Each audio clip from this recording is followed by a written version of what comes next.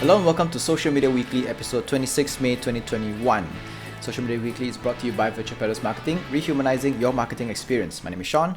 This week's news, Clubhouse reported 1 million Android users worldwide.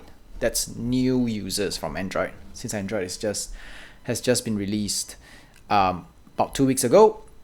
Clubhouse claimed that it has raked up 1 million new users. According to data from Sensor Tower, the app has been downloaded more than 15 million times. They also say that the difference could be attributed to Clubhouse's invite-only format, placed to control the influx of users. So we assume that there is another maybe 12 million odd people who already downloaded but have not gotten the invites.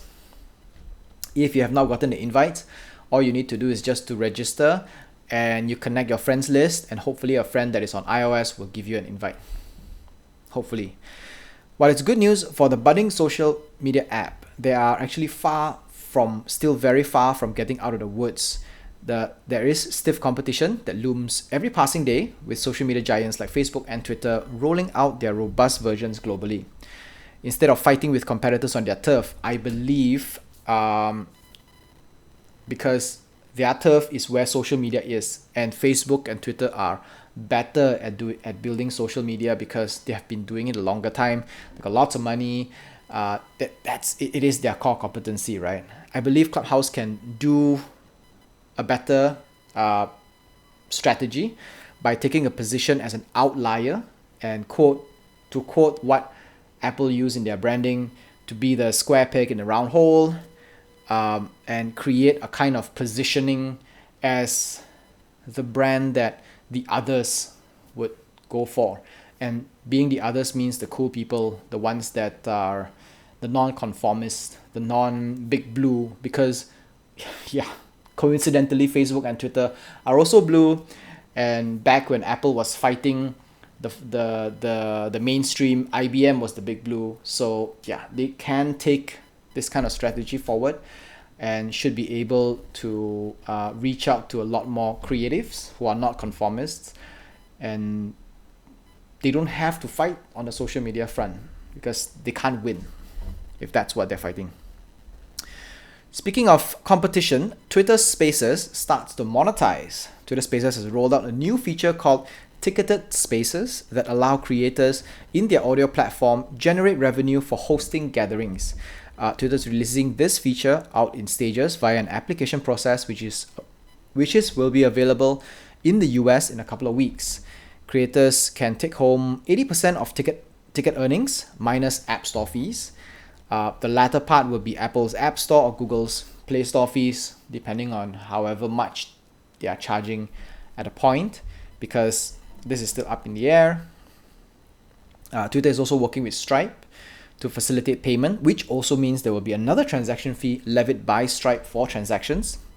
So in the end, creators probably won't take home much, maybe close to 50-60%, but Twitter says that it's a good starting point. Eventually, Twitter will want to work with more payment platforms in order to create a bit of competition on the payment platform. Where it comes to the App Store fees, that's something that depends on the Epic versus Apple trial that is ongoing, and based on that, Google will also follow suit because of pressures. Snap ready for AR spectacles. Since 2016, Snap has been working on spectacles that can bring its AR element to wearables. This year could be the year it finally arrives, but it won't be available to everyone willing to buy. The next generation AR spectacles will be distributed to AR creators who will essentially be their partners to assist in the next stage of development. While Facebook and Apple are also in the running to build their own consumer-grade AR wearables, Snap's approach works most closely with creators, whereas Facebook and Apple, they're not known for working with creators. They build their own stuff and then they launch it out, and whether it's good or not, they will say it's the best. While other social platforms are building to compete in today's market, Snap is trying to set a foothold in the future. Today meaning the social media of today, which is where audio is, which is where photos and videos and TikToks and everything are, Snap is building into the future in bringing social media into the AR and wearable concept. Whether it succeeds or not in securing a foothold in this market is actually still anybody's guess. A lot of parts of the world cannot see, although Snapchat was the one that created the stories and they were very successful in bringing in a lot of TikTok elements into Snapchat before TikTok became famous, because of the previous platforms like Periscope and everything. They were not able to capture the global market. They are still a very niche market. So they are hoping that this AR concept, being one of the first movers in the AR social media realm, they can actually kind of like outpace the rest of the social media companies. But again, they could just continue to be the niche even in the AR social media world. Snap launching Story Studio. It's a standalone app that allows users to create content on the platform, and it will only be available on iOS later this year. Right now, Snap's app allows for basic editing, but many professional creators prefer to have more control, and most of them are using third-party apps at the moment to get their work done.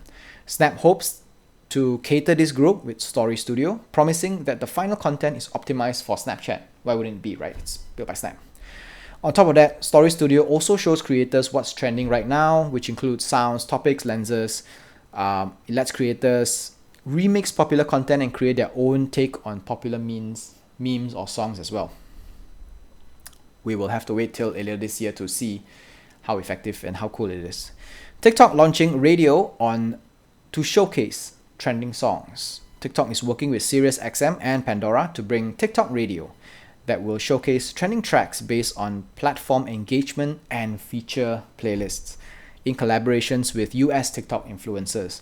The popular music platform has become a key channel for fueling music trends of late, even influencing Billboard charts with the re-emergence of Dreams by Fleetwood Mac.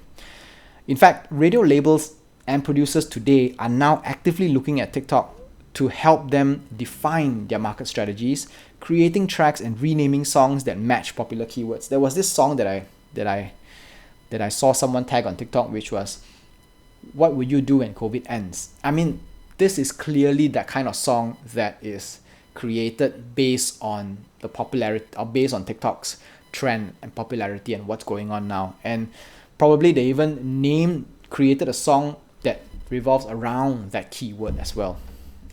So this is how strong TikTok is today, right?